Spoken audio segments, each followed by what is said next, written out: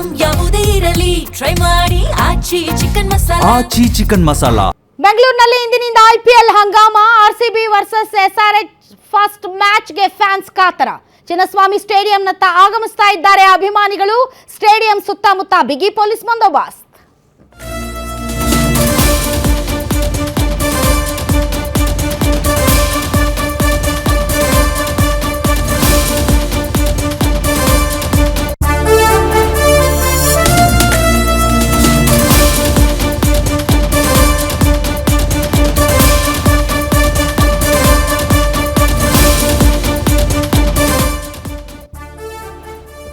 Chinnaswamy stadium ಅಲ್ಲಿ ನಡೀತಾ ಇರುವಂತಹ ಓಪನಿಂಗ್ ಮ್ಯಾಚ್.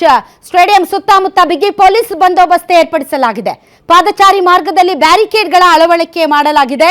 ಸ್ಟೇಡಿಯಂ ಸುತ್ತ 500ಕ್ಕೂ ಅಧಿಕ ಎಐ ಕ್ಯಾಮೆರಾಗಳ ಕಣ್ಗಾವಲನ್ನ ಹಾಕಲಾಗಿದೆ. ಯಾವುದೇ ಅಹಿತಕರ ಘಟನೆ ನಡೆಯದಂತೆ ಖಾಕಿ ಭದ್ರಕೋಟೆಯನ್ನ ಏರ್ಪಡಿಸಲಾಗಿದೆ. 2000ಕ್ಕೂ ಹೆಚ್ಚು ಪೊಲೀಸರನ್ನ ನೇಮಕ ಮಾಡಲಾಗಿದೆ. 3 ಗಂಟೆ ನಂತರ ಸ್ಟೇಡಿಯಂ ಸುತ್ತಲಿನ ರಸ್ತೆಗಳು ಕಂಪ್ಲೀಟ್ ಕ್ಲೋಸ್ ಆಗಲಿವೆ. 4 ಗಂಟೆಯ ನಂತರ ಸ್ಟೇಡಿಯಂನ ಗೇಟ್ಗಳು ಓಪನ್ ಆಗುತ್ತೆ. ಕೆಲವೇ ಕ್ಷಣಗಳಲ್ಲಿ ಆಟಗಾರರು ಸ್ಟೇಡಿಯಂಗೆ ಬರುವ ಸಾಧ್ಯತೆ ಇದೆ.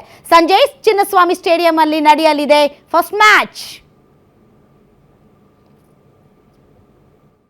ವರ್ಸಸ್ ಎಸ್ಆರ್ಎಚ್ ಮ್ಯಾಚ್ಗೆ ಕ್ಷಣಗಣನೆ ಪ್ರಾರಂಭವಾಗಿದೆ ಅಂತ ಹೇಳ್ಬೋದು. ಸದ್ಯ ನಾವು ಬೆಂಗಳೂರಿನ ಚಿನ್ನಸ್ವಾಮಿ ಸ್ಟೇಡಿಯಂನ ಮುಂಭಾಗ ಇದ್ದೀವಿ. ಇಲ್ಲಿ ಪೊಲೀಸರಿಂದ ಬಿಗಿ ಬಂದೋಬಸ್ತ್ ಆಗಿದೆ. ಮಾರ್ನಿಂಗ್ ಬೆಳಗ್ಗೆಯಿಂದಲೇ ಕೂಡ ಕಟ್ಟುನಿಟ್ಟಿನ ಕ್ರಮವನ್ನು ತೆಗೆದುಕೊಂಡು ಪೊಲೀಸರು ಮುಂಜಾಗ್ರತೆ ಕ್ರಮಗಳನ್ನು ತೆಗೆದುಕೊಂಡು ಬಿಗಿ ಪೊಲೀಸ್ ಬಂದೋಬಸ್ತ್ ಅನ್ನ ಮಾಡಿಕೊಂಡಿದ್ರು.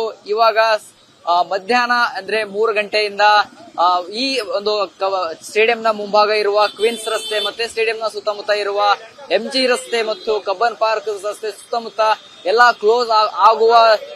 ಕ್ಲೋಸ್ ಮಾಡಲು ನಿರ್ಧಾರ ಮಾಡಿದ್ದು ಈಗಾಗಲೇ ಎಲ್ಲಾ ಸಿದ್ಧತೆಗಳನ್ನ ಮಾಡಿಕೊಳ್ಳಲಾಗ್ತಾ ಇದೆ. ಬೇಕಾಗಿರುವ ವಾಹನಗಳನ್ನ ತಮ್ಮ ಸ್ಟೇಡಿಯಂ ಒಳಗಡೆ ತರಿಸಿಕೊಳ್ತಾ ಇದ್ದಾರೆ. ಹೀಗಾಗಿ ಈಗಾಗಲೇ ಏನು ಸಂಜೆ ಮ್ಯಾಚ್ ಇರುವುದರಿಂದ ಅಭಿಮಾನಿಗಳು ಈಗಾಗಲೇ ಕೆಲವೊಂದು ಸ್ಟೇಡಿಯಂನ ಸುತ್ತಮುತ್ತ ಜಮಾಯಿಸ್ತಾ ಇದ್ದಾರೆ ಅಂತಾನೆ ಹೇಳ್ಬೋದು. ಯಾಕೆಂದ್ರೆ ಸಂಜೆ ಮ್ಯಾಚ್ ಇದೆ. ಮ್ಯಾಚ್ ಪ್ರಾರಂಭ ಆಗುವುದಕ್ಕಿಂತ ಮುಂಚೆ 2-3 ಗಂಟೆ ಒಳಗಡೆ ಇರಬೇಕೆಂಬ ನಿಯಮವನ್ನು ಕೂಡ ಮಾಡಿದ್ದಾರೆ.